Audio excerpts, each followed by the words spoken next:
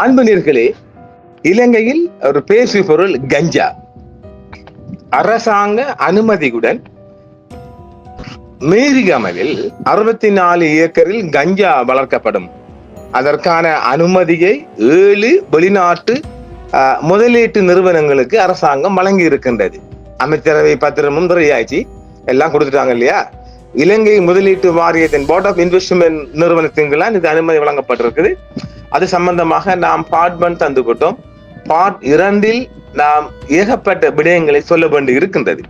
அந்த விடயத்தில் ஏற்கனவே அரசாங்கம் 7 நிறுவனங்களுக்கு உத்தியபூர்வமாக அனுமதியை வழங்கினாலும் மேலும் அது அதிகரிக்கப்பட வாய்ப்பு இருக்கின்றது. மிருகமையில் 64 ஏக்கர் என்றாலும் இன்னும் பல நிலங்கள் அடையாளம் படுத்துமாறு அரசாங்கம் ஏற்கனவே உத்தரவிட்டு இருக்கின்றது.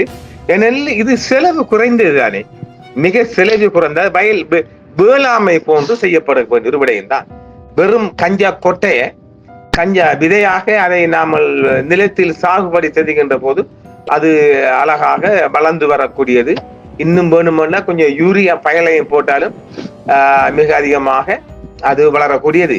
இலங்கை தனது ஏற்றுமதி மண்டலங்களில் கடுமையான விதிமுறைகளின் கீழ் ஏற்றுமதி நோக்கங்களுக்காக மட்டுமே கஞ்சா சாகுபடி அனுமதிக்கும் என்று அமைச்சரவை பேச்சாளர் மற்றும் ஊடக அமைச்சர் டாக்டர் நலிந்த ஜெயசித் அவர்கள் செவ்வாய்க்கிழமை தெரிவித்திருக்கின்றார். அமைச்சரவை உட்பட தேவையான அனைத்து ஒப்புதல்களும் கடந்த காலத்தில் வழங்கப்பட்ட பின்னர் 2004 தொடங்கப்பட்ட ஒரு செயல்முறையை அரசாங்கம் தொடர்ந்து செய்து வருவதாக கூறுகிறார். அப்ப ஆக 2004 ஆண்டிலிருந்தே இந்த மாதிரி ஒரு லைன் ஒன்று எடுக்கப்பட்டிருக்கு. என்னத்துக்கு? கஞ்சா செய்யறதுக்கு. உண்மையிலே சொல்ல போனால் இலங்கைக்குள்ள எவ்வளவோ செஞ்சு எவ்வளவோ டாலர்ஸ் முதலீடு பண்ணலாம். அந்த ப்ரொபோசல் நான் ரணில் அமைச்சரவை ரணில் ஆலோசகர் சாகல ரெட்னா கிட்ட கொடுத்திருக்கிறேன், ஏவிட்ட கொடுத்திருக்கிறேன். வடகிழக்குல கொட்டி கிடக்கும் வளங்களை மக்களுக்காகவும் அரசாங்க வருமானத்துக்காகவும் பயன்படுத்தலாம். அதையெல்லாம் கண்டுகொள்ளாம மனித இனத்தை அழிக்கிறதுக்கு கஞ்சாவை பயன்படுத்த. அப்ப அவனுக்கும் இந்த குண்டு செய்யறவனுக்கும் போஸ்பரஸ் குண்டு செய்யற இவனுக்கும் என்ன வித்தியாசம் இருக்க போகுது? நீங்களே சொல்லுங்களேன் மக்களை, பார்ப்போம்.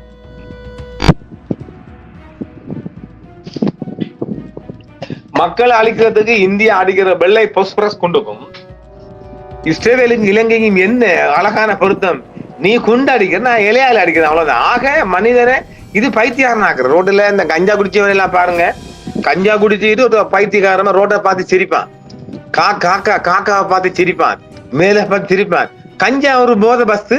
நிறைய பேரை நம்ம சமூகத்திலே பார்த்திருக்கிறோம் இல்ல, கஞ்சா அடிக்கிறவன் எப்ப உருப்பாட்டுக்கிறான். அதே அந்த அதுகளுக்கு கொஞ்சம் பயன்படுத்துறாங்க தான். அது இந்த மூலிகையை பயன்படுத்தி இந்த மூலிகை வைத்தியத்துக்காக ஆயுர்வேதத்துல அது இருக்குதான். ராஜகிரி ஆயுர்வேத டாக்டருக்கு அந்த அந்த வைத்தியசாலை எல்லாம் கொஞ்சம் இருக்குதான், இல்லாம இல்ல.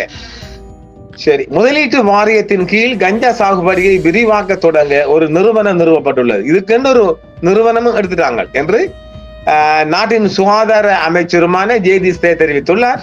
கடந்த வாராந்திர அமைச்சரவை சந்திப்பின் போது இதுக்கென்று ஒரு அதாவது இதுக்கென்று இந்த கஞ்சா வழக்கத்துக்கு ஒரு நிறுவனம்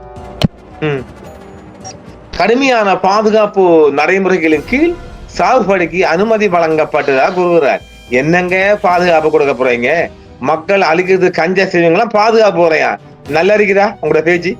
இது போன்ற ஒரு சூழ்நிலை எழுந்திருப்பது இதுவே முதல் முறை. அரசாங்கம் இந்த வழியில் ஏற்றுமதி செய்வதற்கான வாய்ப்பை வழங்கியுள்ளது என்று அவர் கூறினார். இன்னொரு சாதனை பாருங்க. கஞ்சா வளர்த்து ஏற்ற போறாங்களா, அது ஒரு சாதனையாம். அசிங்கம் அறிகிறான் கேட்கக்குள்ள.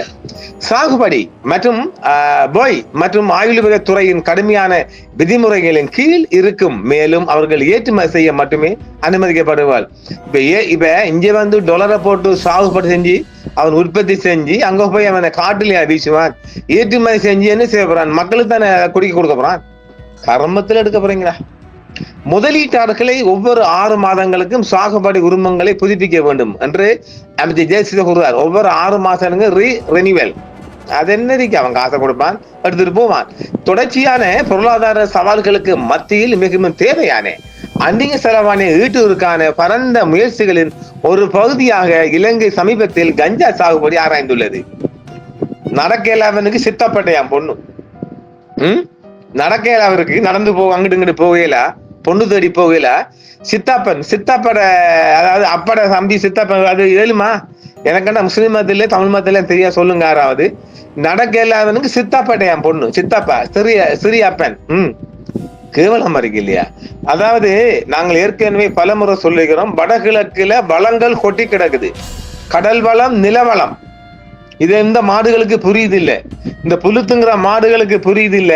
வடகிழக்குல தலைமன்னார் இருந்து பானமை பொத்திவில் பானமை வரையுமான வடகிழக்கு கடலோர பகுதிகளில் கடல் வளங்களும் மரக்கறி வகைகளும் செய்யக்கூடிய அளவுக்கு நிலங்களும் நீர் வசதிகளும் தேங்கி கிடக்கின்றது, நிறைந்து காணப்படுகின்றது. அதையெல்லாம் இந்த அரசாங்கமோ எந்த அரசாங்கமோ கண்டுகொள்ளாமே மனித இனத்துக்கு எதிரான கஞ்சவை செய்ய போறானாம், அதை ஏற்றுமை செய்ய போறானா, உழைக்க போறானாம். எப்பா முடியலடா உங்க நாட்டுல சண்டாளன்களா. முந்தைய அரசாங்கம் ஏற்றுமதி நோக்கங்களுக்காக மருத்துவ தர கஞ்சாவை ஒழுங்குபடுத்தப்பட்ட சாகுபடியை முன்மொழிந்துள்ளது. குறிப்பாக மருத்துவ கஞ்சா சட்டபூர்வமானது மற்றும் அதிக தேவை உள்ள ஐரோப்பா மற்றும் வட அமெரிக்காவில் உள்ள சந்தைகளின் இலக்காக கொண்டது. நீங்க கடல் அட்டை செஞ்சாலுமே இப்ப நாங்க சொன்னோம்ல, தலைமன்னார் இருந்து பானம கிழக்கின் அம்பாறை மாவட்டம் பானமை வரையுமான பகுதிகளில கடல் அட்டை செஞ்சாலும் 1 கிலோ கடல் அட்டை சிங்கப்பூர் $1000. இப்போ உண்ட கஞ்சா 1 கிலோ அதை கூட போகலாம் இருக்கட்டும். ஆனா அது மக்களுக்கு பயன்படக்கூடியது. கடல் அட்டை சிங்கப்பூர், லண்டன், இந்த ஐரோப்பா நாடுகள்ல இந்த நூடுல்ஸ்களுக்கு மிக அதிகமான தேவையை கொண்ட உணவாக பார்க்கப்படுகிறது. அதை என்ன அழகா செஞ்சுக்கிட்டு இப்ப மக்களை வாழ வைக்காம கஞ்சாவை செஞ்சுக்கிட்டு ஒரு மனித இனத்தை அழிக்கப்படாலும் சண்டாளன்கள். முந்தைய அரசாங்கம் ஏற்றுமதி நோக்கலங்க மருத்துவ தர கஞ்சாவை செஞ்சாங்களாம். இப்ப அந்த கஞ்சாவுல மருத்துவ தரம் கஞ்சாண்டு இருக்கா, எல்லாம் ஒரு கஞ்சா தான். அவன் குடிப்பான், பறிப்பான், படுப்பான், உதப்பான். அதெல்லாம் நீங்க பார்க்கணும். இலங்கையின் சாதகமான வெப்பமண்டல காலநிலை மற்றும் விவசாய நிபுணத்துவத்துடன் இந்த சிறப்பு ஏற்றுமதி துறையில் ஒரு முக்கிய பங்காளியாக மாறுவதற்கு நாடு நல்ல நல்ல நிலையில் உள்ளது என்று அவர் வாதிடுகின்றாரா. கஞ்சா வழக்கத்துக்கு நல்ல நிலையில் இருக்கான், வெக்கமறிக்கிறாம்பி.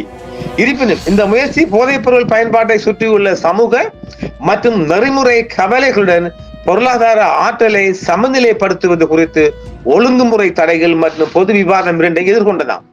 இலங்கையில் கஞ்சா பயிரிட அனுமதிக்கும் அரசாங்கத்தின் முடிவு தொடர்பில் மது மற்றும் போதைப் பொருள் தகவல் மையம் கவலை வெளியிட்டது. வந்துட்டு எதிர்கொண்டு இப்ப இவங்க நாட்டுக்குள்ள கஞ்சா வழக்க கூப்பிடுறாங்க. இங்க போதை வஸ்து பணிகம் கவலை தெரிவிக்கிறான். முதலீட்டு வாரியத்தின் கீழ் இலங்கையின் 7 வெளிநாட்டு முதலீட்டாளர்களை கஞ்சா பயிரிட அரசாங்கம் அனுமதித்துள்ளது. பழைய கதை. பாதுகாப்பு நடவடிக்கை நடைமுறையில் உள்ள நிலையில் குறித்த அனுமதி முற்றுமுழுதாக ஏற்றுமதி நோக்கங்களுக்கானது என அரசாங்கம் தெரிவித்துள்ளது. கஞ்சா செடியின் அனைத்து பகுதிகளையும் பயன்படுத்துவதன் மூலம் பொருளாதார நன்மைகளை உருவாக்குவதே இதன் நோக்கம் என்றும் இதன் போது விளக்கம் அளிக்கப்பட்டுள்ளது. இந்நிலையில் இலங்கை மருத்துவர் சங்கம், மனநல மருத்துவர் கல்லூரி, சமூக மருத்துவர்கள் கல்லூரி மற்றும் பொதுமக்களின் கடுமையான எதிர்ப்பை தொடர்ந்து இதுபோன்ற ஒரு திட்டம் முன்னதாக கைவிடப்பட்டதை மது மற்றும் போதைப் பொருள் தகவல் மைய இயக்குனர் சம்பத் டி சேரம் நினைவு கொண்டுள்ளார். எதிர்கட்சியில் இருந்த போது இந்த திட்டத்தை எதிர்த்த தற்போதைய முதலீட்டு ஊக்குவிப்பு துணை அமைச்சர் இப்போது தனது முடிவை மாற்றியுள்ளதாக அவர் மேலும் குறிப்பிட்டுள்ளார். எதிர்கட்சியில இருக்கும் போது எதிர்ப்பீங்களாம், ஆளுங்கட்சியில் இருப்பது ஆதரிப்பீங்களாம். டேய், உங்களோட கர்மத்துக்கு ஒரு அளவே இல்லடா புத்தா, நீ வந்தாவது தீர்ப்பை கொடுப்பா. இதுக்கு இந்த நடவடிக்கை இலங்கையின் சுகாதாரம், பொருளாதாரம் மற்றும் பாதுகாப்புக்கு கடுமையான ஆபத்துக்குள்ள ஏற்படுத்தும் எனவும் நாட்டை மேலும் நெருக்கடிக்குள் தள்ளக்கூடும் எனவும் அவர் எச்சரித்துள்ளார். நாட்டை தள்ளக்கூடிய அளவுக்கு இல்ல, இன்னொரு நாட்டு மக்கள் அழிக்கிறதுக்கு கஞ்சாவை கொண்டு போறீங்க, அவ்வளவுதான். 64 ஏக்கர் கஞ்சா செய்யக்காக சட்டபூர்வ ரீதியாக அனுமதி வழங்கப்பட்டுள்ளது. தற்போது விவசாயிகள் கைவிடப்பட்டுள்ளனர். இதனால் இப்ப இது இப்படியே போகும்னா விவசாயம் கைவிடப்பட்டோம். தங்கள் சொத்துக்களை அடமானம் வைத்து விவசாய நடவடிக்கைகளை முன்னெடுத்து வந்தனர். இறுதியில் அவர்களின் பயிர் அறுவடைகளுக்கு நியாயமான விலை கிடைத்த பாடில்லை, அரசாங்கம் பெற்றுக் கொடுத்த பாடும் இல்லை. தற்சமயம் வெளிமட, ஊவா, பரணகம பகுதிகளில் உருளைக்கிழங்கு விவசாயிகள் சிரமங்களை எதிர்கொண்டு வருகின்றனர். மொனராகலை மாவட்டத்தை சார்ந்த இம்முறை புதிதாக தெரிவு செய்யப்பட்ட ஐக்கிய மக்கள் சக்தியின் பிரதேச சபை உறுப்பினர்களுடன் இடம்பெற்ற சந்திப்பில் கலந்து கொண்டு உரையாற்றும் போது எதிர்கட்சி தலைவர் சஜித் பிரேமதாச இவ்வாறு தனது கருத்தை பதிவு செய்திருக்கின்றார். தன்னை எதிர்கொண்ட காட்டிக்கிறாங்க. அவருக்கு மொன்றாகால பக்கம் அதிகமான செல்வாக்கு இருக்கு. சஜித் என்ன வீடு கட்டி கொடுத்திருக்க, அந்த செல்வாக்கு இருக்கிறதால அங்க சில ஆதரவு அவருக்கு இருக்குது. அது சம்பந்தமான ஒரு மீட்டிங்ல இந்த எதிர்ப்பை தெரிவித்திருக்கார். தேர்தல் சமயத்தில் வலுசக்தி அமைச்சு சார் நடவடிக்கைகளில் இவற்றை இவ்வாறு செய்ய முடியும், அவ்வாறு செய்ய முடியும் என சொன்ன விடயங்களை ஆட்சிக்கு வந்த பிறகு அவற்றை அவ்வாறு செய்ய முடியாது என்று தற்போது தெரிவித்து வருகின்றனர். பொதுமக்களுக்கு வெட்கமே இல்லாமல் இது போன்ற அறிக்கைகளை வெளியிட்டு வருகின்றனர். எரிபொருள் மீதான 50 ரூபாய் விசேட பெறுமதி ஷேர் வரியை நீக்குவதன் மூலம் எரிபொருள் விலையை குறைப்பதாக இந்த அரசாங்கம் அங்கம் வகிப்போர் கூறுகின்றனர். இந்த அரசாங்கத்தில் அங்கம் வகிப்போர் கூறுகின்றனர். பெட்ரோலிய கூட்டு தாபனம் 884 மில்லியன் டாலர்களை தற்போது கடனாக செலுத்த வேண்டி காணப்படுகிறது. ஆகையால் டீசல் மற்றும் பெட்ரோலுக்கு 50 ரூபாய் வரி விதிக்கிறோம் என்று விடயத்துக்கு பொறுப்பான அமைச்சர் அண்மையில் தெரிவித்திருந்தார். துறைமுகத்தில் இறக்குமதி செய்யப்படும் அதே விலையில் எரிபொருளை மக்களுக்கு பெற்றுத் தருவோம் என்று தேர்தல் காலங்களில் ஆளும் தரப்பினர் பிரஸ்தாபித்தனர். ஆனால் தெளிவான அதிகாரத்தை வைத்துக் கொண்டும் அரசாங்கத்தால் இதுவரையும் எதனையும் செய்ய முடியாது போயுள்ளது என்றும் சஜித் பிரேமதாசர்கள் சுட்டிக்காட்டியிருக்கிறார்கள். ரணசிங்க பிரேமதாச காலம் சென்ற ரணசிங்க பிரேமதாச அவர்கள் 200 ஆடை தொழிற்சாலை திட்டத்தை முன்னெடுத்த போது பிரேமதாச வெள்ளைக்கார பெண்களுக்கு உள்ளாடைகளை தைக்கிறார் என்று தற்போதைய ஆளும் தரப்பினர் அப்போதைய தலைவர்கள் விமர்சனங்களை முன்வைத்தனர். இன்று இந்த ஆளும் தரப்பினர் 7 வெளிநாட்டு முதலீட்டாளர்களுக்கு கஞ்சா செய்கையில் ஈடுபட அனுமதிகளை வழங்கி உள்ளனர் என்று ஆடை தொழில் உற்பத்தியாளர்கள் மேம்படுத்தப்பட்ட சங்கத்தினர் தெரிவிக்கின்றனர். இன்று 7 திட்டங்களின் கீழ் 64 ஏக்கர் கஞ்சா செய்கைக்காக சட்டப்பூர்வ ரீதியாக அனுமதி வழங்கப்பட்டுள்ள வெட்கக்கேடு என்று தெரிவிக்கின்றார். தற்போது விவசாயிகள் கைவிடப்பட்டுள்ளனர். தங்கள் சொத்துக்களை அடமானம் வைத்தும் அவர்கள் தங்களது நலன்களை பெற முடியவில்லை என்றும் அவர் சொல்கின்றார். அவர்களின் உற்பத்திகளுக்கு நிலையான விலைகள் கிடைத்த பாடில்லை. மொனராகலை பிரதேசத்தில் காணப்படும் பெல்வத்த செமனகல சீனி உற்பத்தி தொழிற்சாலை நிதி நெருக்கடியை எதிர்கொண்டு சரிவை சந்தித்து வருகின்றன. இதுதான் இந்த அரசாங்கத்தின் இந்நாட்டில் கொண்டு வரப்பட்ட முறைமை மாற்றம் என்று அவர் அழகாக தெளிவாக சொல்லுகின்றார். இதே நேரம் இந்த கஞ்சா கடுமையான அரசாங்க விதிமுறைகளுக்கு ஏற்பட்டு உற்பத்திக்காக கஞ்சா பயிரிட முதலீட்டாளர்களுக்கு அனுமதி வழங்கப்படும் என்று சுகாதார மற்றும் ஊடக அமைச்சர் தெரிவித்துள்ள பேச்சை குறித்து இதற்கான ஒப்புதல் என்பது ஏப்ரல் 24 அப்போதைய சுதேச மருத்துவ அமைச்சராக இருந்த அமைச்சர் சிசிர ஜெயக்கொடியின் காலத்தில் வழங்கப்பட்டது. இதற்கான விதிமுறைகள் தயாரிக்கப்பட்டுள்ளன. அதன்படி முதலீட்டு வாரியத்தை தொடர்பு கொள்வதன் மூலம் இந்த திட்டத்தை தொடங்கலாம். இருப்பினும் கடந்த காலத்தில் இது போன்ற 7 முதலீட்டாளர்கள் வந்திருந்தாலும் வழிமுறையில் உள்ள குறைபாடுகள் காரணமாக சிறிது காலம் தாமதமானது. இதற்கு முதலீட்டு துறையின் ஒப்புதல் தேவை. சுற்றுச்சூழல் அமைச்சகம் மற்றும் பொது பாதுகாப்பு அமைச்சகம் போன்ற பல நிறுவனங்கள் உள்ளன. பின்னர் அந்த குறைபாடுகளை பற்றி விவாதிப்போம். ஏனெனில் இது இலங்கைக்கு ஒரு முதலீடாக வருகிறது. மறுபுறம் மிகவும் கடுமையான பாதுகாப்பு நடைமுறைகளின் கீழ் இந்த தோட்டத்தின் அனைத்து பகுதிகளையும் ஏற்றுமதி செய்வதற்கு மட்டுமே அனுமதி வழங்கப்படுகிறது.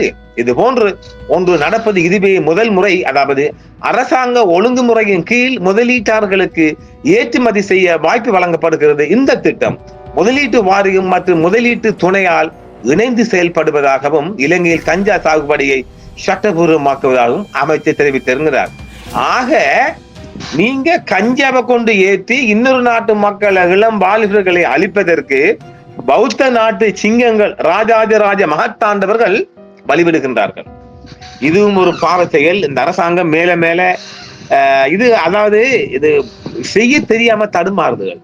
ரணில் அரசாங்கத்தில் உத்தரவு கொடுத்தாலும் அதுக்கு முந்தைய அரசாங்கம் யாருக்கு தெரியாதா?